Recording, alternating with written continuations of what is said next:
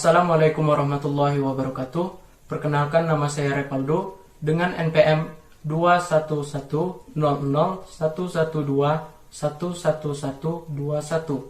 Saya dari Prodi Manajemen Fakultas Ekonomi dan Bisnis Universitas Bung Hatta. Pada kesempatan kali ini saya akan menyampaikan video materi yang dibuat untuk memenuhi tugas akhir pada mata kuliah Pengantar Mikroekonomi yang diampu oleh Bapak Kasman Karimi SE MSI. Pada video materi kali ini, materi yang akan saya sampaikan adalah mengenai pasar persaingan sempurna. Yang mana materi ini mengacu atau bersumber dari buku Mikroekonomi Teori Pengantar edisi ketiga karya Sadono Sukirno. Baiklah, langsung saja ke materi. Pasar persaingan sempurna. Pasar persaingan sempurna ini dapat didefinisikan sebagai struktur pasar atau industri di mana terdapat banyak penjual dan pembeli, dan penjual ataupun pembeli tersebut tidak dapat mempengaruhi keadaan di pasar. Ada beberapa ciri umum dari struktur pasar persaingan sempurna. Ciri yang pertama itu adalah perusahaan merupakan pengambil harga atau price taker. Maksudnya di sini adalah setiap perusahaan-perusahaan yang ada di dalam pasar persaingan sempurna ini tidak dapat menentukan ataupun mengubah harga yang ada di pasar. Hal ini karena harga yang ada di pasar ini terbentuk dari adanya interaksi antara produsen dengan keseluruhan konsumen. Kemudian ciri umum yang kedua adalah setiap perusahaan mudah untuk masuk dan keluar dari industri. Maksudnya di sini setiap perusahaan baru yang ingin masuk ke dalam industri akan mudah masuk ke dalam pasar persaingan sempurna ini tanpa ada hambatan atau halangan yang berarti. Begitu pula perusahaan-perusahaan yang mungkin merasa rugi akan dengan mudah untuk keluar dari industri atau pasar persaingan sempurna ini tanpa ada hambatan yang berarti pula. Kemudian ciri umum yang ketiga adalah terdapat banyak perusahaan dalam industri. Hal inilah yang kemudian menyebabkan perusahaan ini tidak dapat menentukan harga karena terdapat banyak perusahaan lain yang menjadi pesaing. Kemudian ciri umum yang keempat adalah perusahaan-perusahaan yang ada dalam pasar persaingan sempurna ini menghasilkan produk-produk yang bersifat homogen. Artinya setiap perusahaan yang ada dalam pasar persaingan sempurna ini 100% menghasilkan barang-barang yang bersifatnya itu homogen atau sama persis. Kemudian ciri umum yang kelima adalah pembeli atau konsumen ini mempunyai pengetahuan atau pemahaman yang baik mengenai situasi pasar. Artinya, setiap konsumen atau pembeli ini mengetahui informasi mengenai tingkat harga maupun perubahan atas harga-harga tersebut, sehingga para produsen atau perusahaan ini tidak dapat menjual barang-barangnya melebihi harga yang sewajarnya berlaku di dalam pasar tersebut. Kemudian kita masuk ke bagian selanjutnya, yaitu permintaan perusahaan dan pasar. Berikut ini adalah contoh kurva permintaan perusahaan dan pasar. Dari kurva tersebut, pada kurva pertama atau kurva permintaan DD, terlihat bahwa kurva tersebut membentuk garis lurus yang sejajar dengan sumbu datar, dan pada kurva tersebut terlihat bahwa harga pasar yang tercapai adalah Rp3.000. Kemudian pada kurva yang kedua atau kurva permintaan pasar, terlihat bahwa dengan harga pasar yang dicapai yaitu Rp3.000, maka jumlah barang atau produk yang dapat dijual adalah sebesar 200.000 unit. Dari contoh kurva permintaan perusahaan dan pasar tersebut, maka dapat kita ketahui bahwa pada pasar persaingan sempurna ini, permintaannya bersifat elastis sempurna. Hal ini terjadi karena dua alasan.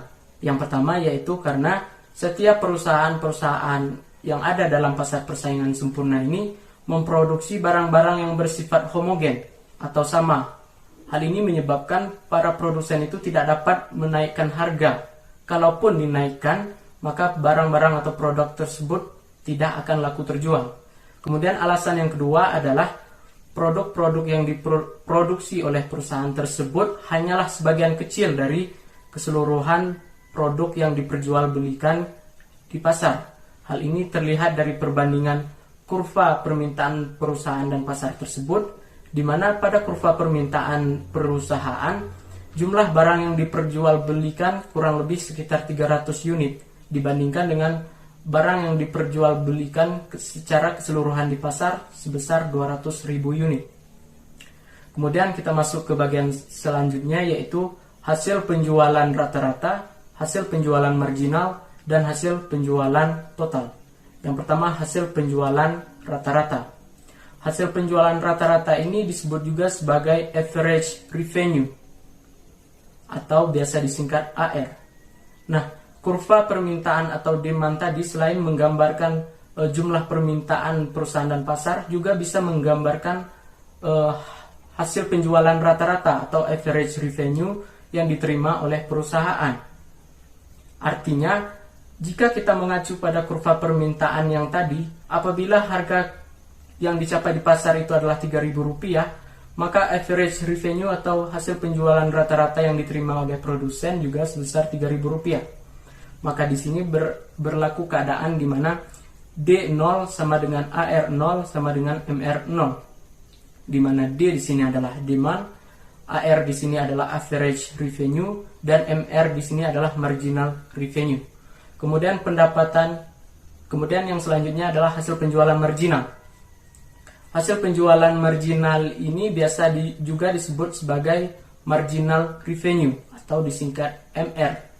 Hasil penjualan marginal ini merupakan tambahan hasil penjualan yang diperoleh dari menjual satu unit lagi barang atau produk yang diproduksi oleh perusahaan.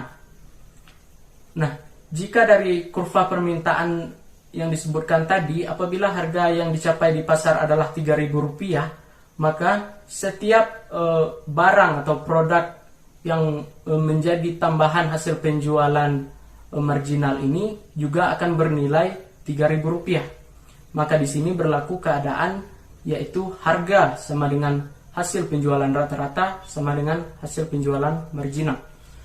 Kemudian yang selanjutnya adalah hasil penjualan total atau biasa disebut total revenue atau disingkat TR. Hasil penjualan total ini merupakan keseluruhan hasil penjualan atau pendapatan yang diterima oleh produsen dari menjual barang-barang yang diproduksinya.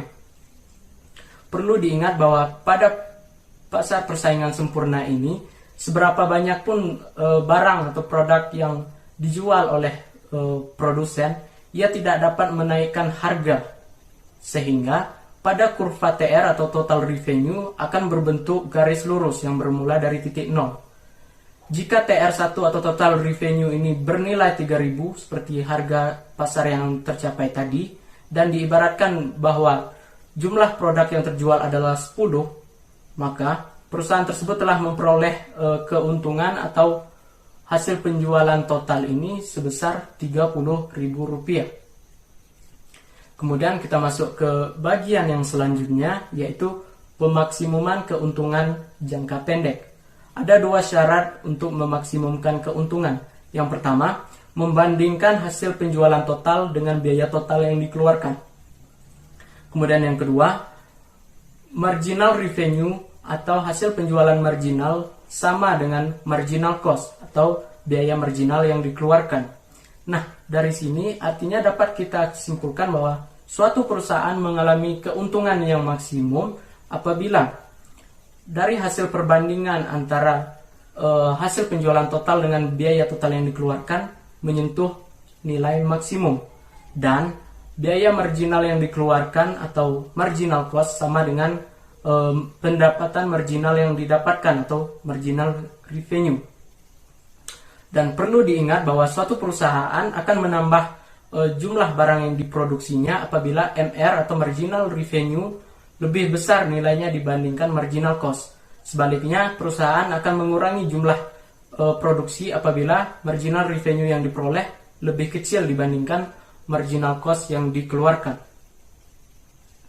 Kemudian, bagaimana cara kita menentukan keuntungan maksimum yang diperoleh oleh perusahaan? Caranya adalah dengan menghitung keuntungan sama dengan hasil penjualan total atau total revenue dikurang dengan biaya pengeluaran total atau total cost, di mana perlu diingat bahwa MR harus sama dengan MC. Marginal revenue harus sama dengan marginal cost. Kemudian keuntungan maksimum ini juga dapat dilihat dari dua pendekatan. Pendekatan yang pertama adalah pendekatan biaya total dikurang dengan hasil penjualan total. Berikut ini adalah kurva yang menggambarkan pendekatan tersebut. Dari kurva tersebut terlihat bahwa titik AB merupakan titik impas atau break even point atau BEP, di mana TR atau total revenue sama dengan TC atau total cost. Kemudian pendekatan yang kedua adalah pendekatan biaya marginal dikurang dengan hasil penjualan marginal. Berikut kurva yang menggambarkan pendekatan tersebut.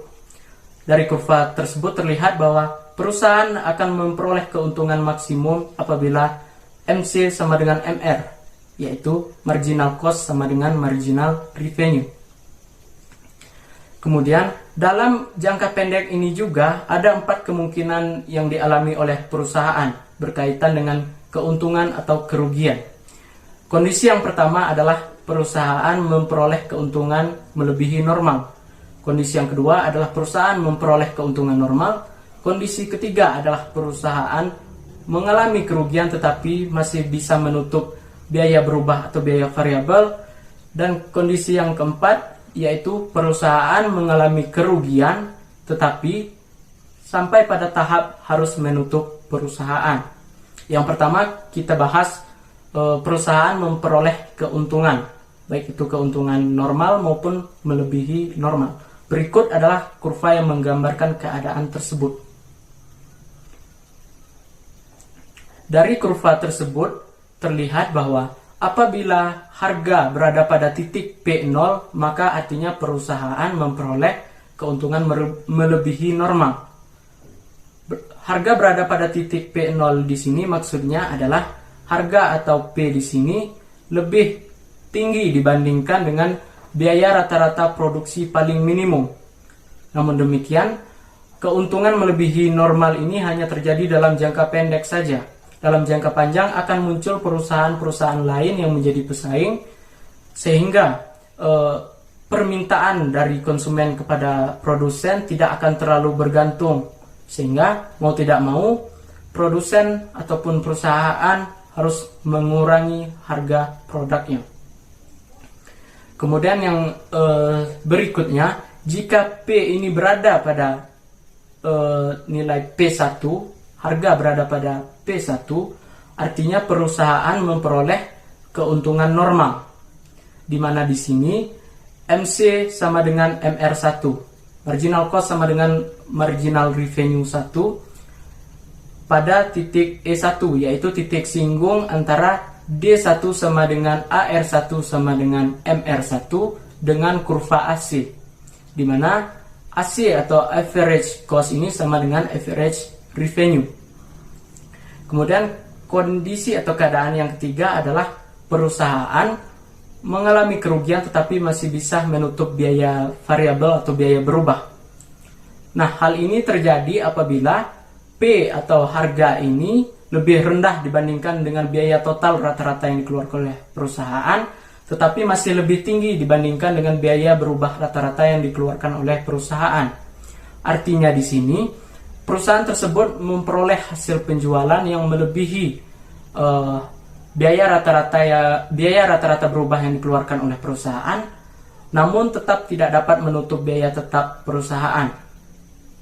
Pada keadaan atau kondisi ini, perusahaan akan tetap beroperasi sampai pada MC sama dengan MR, marginal cost sama dengan marginal revenue. Karena pada tingkat ini untuk meminimumkan kerugian yang dialami oleh perusahaan. Pada kurva yang menggambarkan keadaan tersebut, terlihat bahwa biaya produksi berada pada titik 0 QAB. Hasil penjualan berada pada titik 0 QEP, yang mana hal ini berarti